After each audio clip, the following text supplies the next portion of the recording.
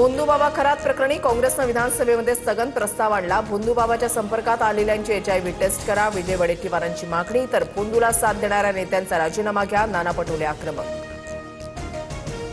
भोंदू खरात प्रकरणामध्ये कोणालाही सोडणार नाही, जो क्लीन आहे त्यालाच चीट देणार, दोषींवर कठोर कारवाई होणार, मुख्यमंत्री देवेंद्र फडणवीसांचा विधानसभेत इशारा।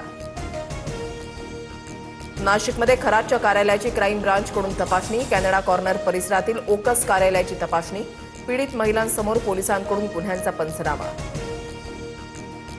भोंदूबाबाच्या दैवी शक्तीचा हायटेक कारनामा उघड, खरात नकली सापाला रिमोटद्वारे कंट्रोल करायचा, SID तपासामध्ये पर्दाफाश, पोलीस चौकशीमध्ये भोंदू खरातचा मजबूत पाहुणचार। नाशिकमधील भोंदू अशोक खरातच्या अडचणीमध्ये मोठी वाढ, खरात विरोधात आणखी 3 नवीन गुन्हे दाखल, लैंगिक अत्याचार प्रकरणामध्ये खरात विरोधात आतापर्यंत 6 गुन्ह्यांची नोंद। सातारा ZP राडा प्रकरणावरून मंत्री शंभूराज देसाई आक्रमक, देसाईंच्या तक्रारीनंतर साताऱ्याच्या पोलीस अधीक्षकांचं निलंबन, उपसभापती नीलम गोऱ्हेंकडून निर्देश। मतदानापासून सदस्यांना रोखणं हा लोकशाहीचा खून, आरोपीला पकडावं, तसे पोलीस मंत्र्यांना पकडून घेऊन गेले, उपमुख्यमंत्री शिंदेंचे खडेपोल।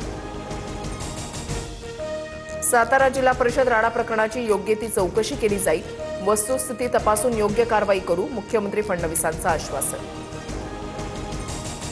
इराणच्या वीज प्रकल्पांना 5 दिवस धक्का लावणार नाही, डोनाल्ड ट्रम्प यांच्याकडून ऊर्जा पायाभूत सुविधांवरील हल्ले स्थगित, तणाव निवळण्याची शक्यता। इराणवरील हल्ल्यांना ट्रम्प यांनी तात्पुरती स्थगिती दिल्याच्या घोषणेनंतर शेअर बाजारामध्ये मोठी उसळी, तर कच्च्या तेलाच्या किमतीतही 10 ते 11% घसरण, प्रति बॅरल $94वर।